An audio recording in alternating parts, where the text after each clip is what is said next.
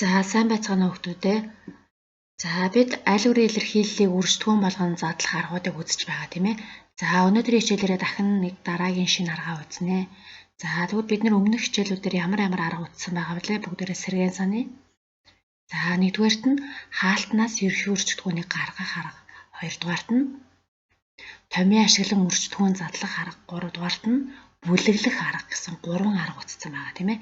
За тэгвэл өнөөдрийн арга дөрөв дэх арга бол дурших аргаар үржтгүүн болгон задлах. Дурших аргаар үржтгүүн болгон задлах. За өнөөдрийн хичээлийн зорилго маань олон гишүүнтийг дурших аргаар үржтгүүн болгон задлах. Олон гишүүнтийг дурших аргаар үржтгүүн болгон задлах.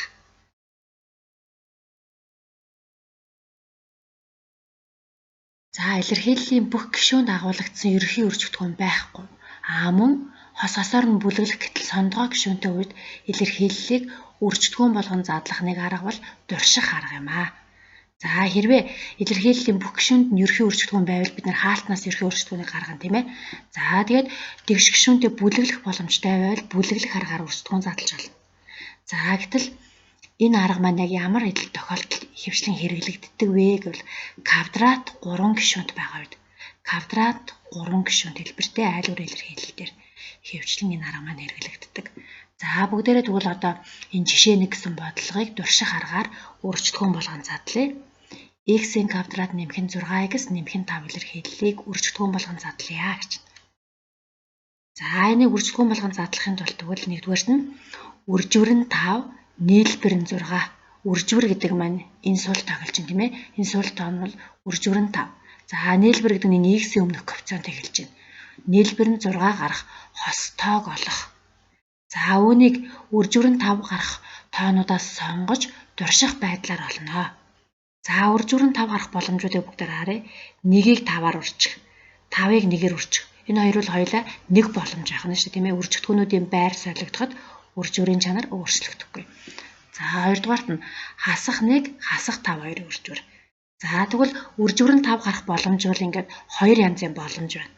Одоо энэ хоёр боломжоос нийлбэр нь нэмэх 6 гарах боломж нь аль вэ гэдгийг харах нь шүү дээ. За тэгвэл эхний хоёр хос байх нь 1 5 гэдэг хос. Дараагийн хоёр хос бол нийлбэр нь хасах 6 гараад байна тийм ээ. Тэгэхээр эхний хоёр хос 5 тэнцүү 1-ийг үржих 5 гэдэг энэ боломжоо сонгож авлаа. За тэгвэл эндээс x-ийн квадрат нэмэх нь 6x нэмэх нь 5 гэдэг илэрхийлэл бол x дээр нэмэх нь 1, x дээр нэмэх нь 5 гэсэн үржвэрт задлж байна. За та нар энийг нөгөө хаалт задлах дүрмээрээ олон гишүүнтийг олон гишүүнтээр үржүүлэх дүрмийнхаа дагуу үржүүлээд эмэгтэхэд энэ маань үнэхээр гарч ийнэ гэдгээ шалгаад үзэж болно шүү.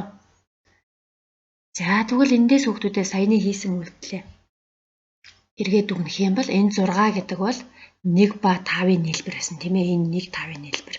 За харин энэ 5 гэдэг бол энэ 1 5-ын үржвэр байсан. За хамгийн гол зүйл нь ерөөс энэ хоёр зүйлийг ялгаж дуршиж үзэж олох нь чухал байна шүү дээ. За тэгвэл өнөөдрийн хичээлийн квадрат 3 гишүүнт гэдэг маань юу гэлдэг вэ гэвэл x квадрат нэмэх нь bx нэмэх нь c хэлбэрийн квадрат 3 гишүүнтийг дурших аргаар үржигдхүүн задлахын тулд за mn гэсэн тэр хоёр тооны үржвэр нь энэ сул тоо буюу сул гишүүн c байх. Тэр хоёр тооны нийлбэр нь энэ b x-ийн өмнөх коэффициент b байх. За ийм mn хоёр бүхэл тоог олох хэрэгтэй гэж байна. За ингээд олчих юм бол энэ 3 гишүүнт маань x дээр нэмэх нь m, x дээр нэмэх нь n гэсэн хоёр тооны үржвэрт задардаг байх нэ. За дурших аргаар үржигдхүүн болгон задлаараа гэсэн байна. За нэг тохиолдол x квадрат хасах нь 5x нэмэх нь 6. За тэгвэл бид нэр 6 гэдэг тоо энэ сул гишүүнийг хоёр тооны үржвэрт задлана тийм ээ. За 6 гэдэг тоо бол 2 3 6 1 хасах 2 хасах 3 хасах 6 хасах 1 гэсэн дөрвөн боломжоор задарч байна. Одоо тэгвэл эндээс энэ дөрвөн тоонуудын аль хоёрын нь нийлбэр хасах 5 байна вэ гэдгийг олох нь. За тэгвэл эндээс хасах 2 хасах 3 гэдэг хоёр хосын маань үржвэр нь нэмэх 6 нийлбэр нь хасах 5 гэсэн нөгөө нөхцөлийг маань хангаж байгаа учраас x квадрат хасах нь 5x нэмэх нь 6 гэдэг илэрхийлэл маань x-ээс хасах нь 2-ыг үржих нь x-ээс хасах нь 3 гэсэн үржвэрт задарч байна. За дараагийн 2 дахь бодлого x квадрат хасах нь 7x хасах нь 8. Илэрхийллийг үржигдгүүн болгон задлаа.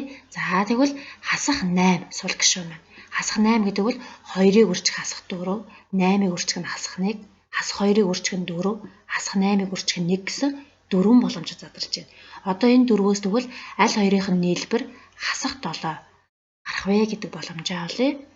За тэгвэл эндээс хасах 8 нэмэх нь 1 гэсэн нийлбэрт задарч байна.